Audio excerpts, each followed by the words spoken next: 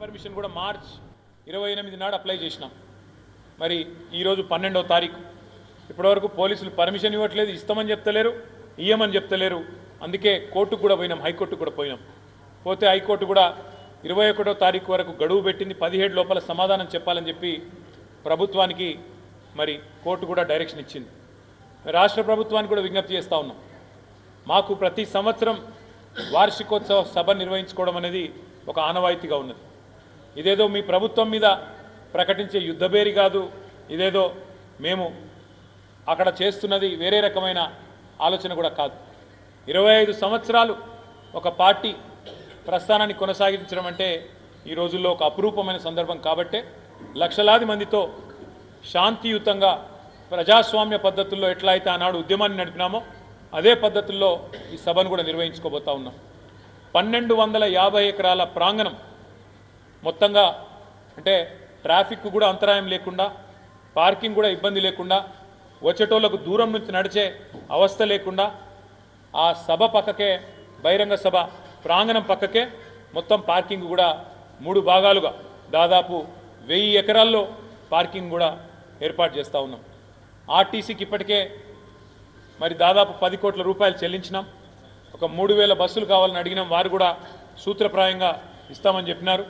అట్లాగే ప్రైవేటు బస్సులు, ఇక ఇతర వాహనాలు స్వచ్ఛందంగా వచ్చేవాళ్ళు లక్షలాదిగా తరలి వస్తారని చెప్పి మేము అంచనా వేస్తున్నాం.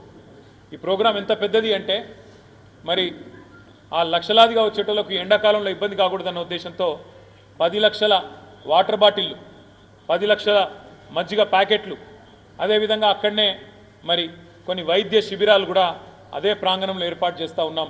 పెద్ద ఎత్తున ఎవరికి ఇబ్బంది కాకుండా టాయిలెట్లు కూడా అక్కడనే ఏర్పాటు చేస్తూ ఉన్నాం. అదే మాదిరిగా డాక్టర్ల బృందాలు, అదేవిధంగా మా 2000 మంది వాలంటీర్లు పార్కింగ్ ఇంతజాం చూడడానికి, వచ్చిపోయే ట్రాఫిక్ నియంత్రణ చేయడానికి, అదేవిధంగా ప్రజలకు ఏ రకమైన అసౌకర్యం కలిగినా, ఎవరికి వచ్చే వాళ్ళకి ఏ రకమైన ఇబ్బంది కలిగినా తక్షణమే వారికి సేవలు అందించడానికి 2000 మంది స్వచ్ఛందంగా మా పార్టీ కార్యకర్తలు, మా యువకులు 2000 మందిని నియమించినాం. వారు కూడా ఇప్పటికే పనులు నిమగ్నమైనారు. పనులు ఎలకతుర్తిలో అక్కడ పట్టదారులు ఎవరైతే ఉన్నారో ప్రైవేటు భూముల యజమానులు, వాళ్ళు కూడా తమ సమ్మతిని ఇప్పటికే మాకు రాతపూర్వకంగా ఇచ్చినారు. ఆ అనుమతులు కూడా మేము పోలీసు వాళ్ళకు కూడా ఇవ్వడం జరిగింది, ప్రభుత్వానికి కూడా ఇవ్వడం జరిగింది.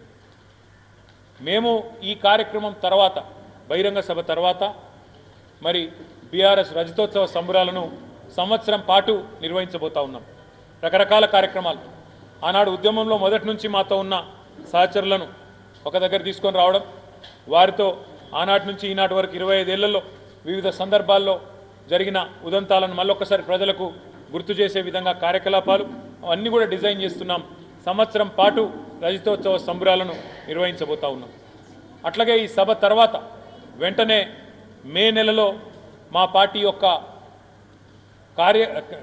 మన సభ్యత్వ నమోదు కార్యక్రమం మళ్ళీ తిరిగి ప్రారంభమవుతుంది.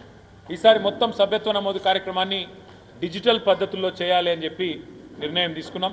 ఇదివరకు ఇచ్చినట్టు ఆ పుస్తకాలు ఉన్నాయి, మొత్తం కూడా యాప్ ద్వారా ఈసారి మనం మెంబర్షిప్ ఎన్రోల్మెంట్ కూడా చేయబోతా ఉన్నాం.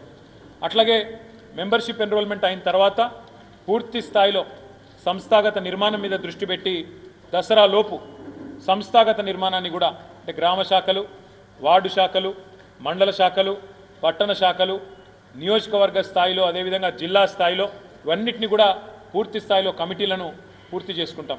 తదనంతరం దసరా వరకు కొత్త అధ్యక్షుడిగా 4 ఏళ్ల తర్వాత మాకు పార్టీ రాష్ట్ర అధ్యక్ష ఎన్నిక కూడా ఉంటుంది, అధ్యక్ష పదవికి కూడా ఎన్నిక ఉంటుంది. దాన్ని కూడా ప్రతి సందర్భంలో నిర్వహించినట్టే, ప్రతిసారి నిర్వహించినట్టే ప్రజాస్వామ్య పద్ధతుల్లో ఎన్నిక ద్వారానే, అంటే presiding officer AC, returning officer AC, మా పార్టీ కాన్స్టిట్యూషన్ ప్రకారం ఈసారి కూడా అదే పద్ధతుల్లో చేయడం జరుగుతుంది.